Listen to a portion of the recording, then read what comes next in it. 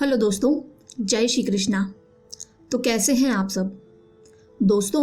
हम में से अधिकांश लोग श्री कृष्ण की पूजा अर्चना करते हैं, उनकी भक्ति में लीन रहते हैं, लेकिन फिर भी उन्हें पा नहीं पाते। लाख कोशिशों और मिन्नतों के बाद भी श्री कृष्ण का साथ होना, उनका पास होना हम महसूस नहीं कर पाते। आखिर ऐसा क्यों? हम ऐसी क्या गलती करते हैं?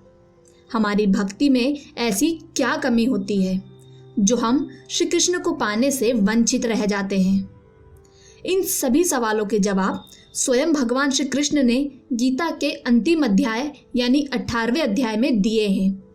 18वें अध्याय के 64वें श्लोक में भगवान श्री कृष्ण कहते हैं कि हे अर्जुन, चूंकि तुम मेरे प्रिय मित्र हो, अतएव मैं तुम्हें अपना परम आदेश, जो कि सर्वाधिक गुरु ज्ञान है, वह बता रहा हूँ।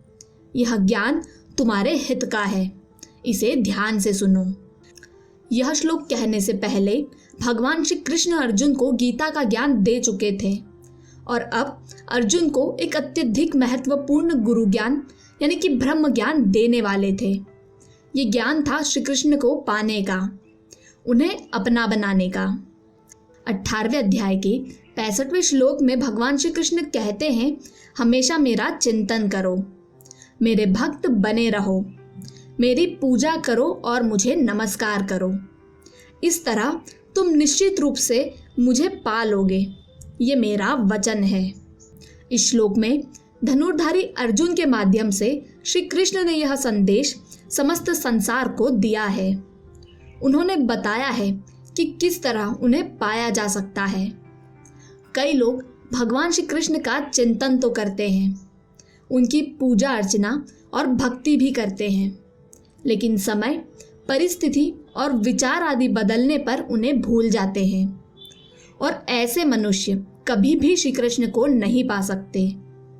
जो मनुष्य हर हाल में, हर समय श्री कृष्ण को याद रखता है, उनका चिंतन करता है, केवल वही श्री कृष्ण को पा सकता है।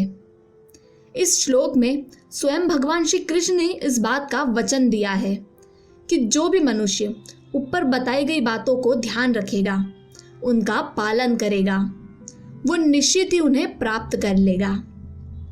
तो दोस्तों, ये तो हुई श्री कृष्ण को पाने की बात। अब जानते हैं जाने अनजाने किए गए सभी पापों से मुक्ति पाने का रास्ता क्या है। गीता के 18वें अध्याय के 66वें श्लोक में श्री कृष्ण कहते हैं कि समस्त प्रकार के विचारों का त्याग कर दो और मेरी शरण में आ जाओ, मैं समस्त पापों से तुम्हारा उद्धार कर दूंगा। यहाँ समस्त प्रकार के विचारों का मतलब है कन्फ्यूजन।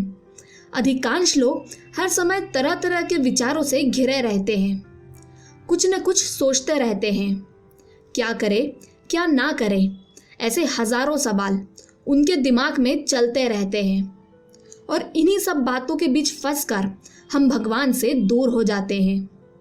इसीलिए श्री कृष्ण ने कहा है कि जो मनुष्य इन सभी बातों से ऊपर उठकर मेरी शरण में आ जाता है, अपना मन मेरे विचारों से जोड़ लेता है, मैं उसके सभी पापों को नष्ट कर देता हूँ।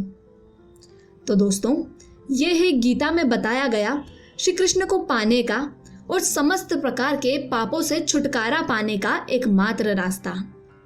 हम उम्मीद करते हैं भगवान श्री कृष्ण और गीता से जुड़ी यह रोचक जानकारी आपको पसंद आई होगी।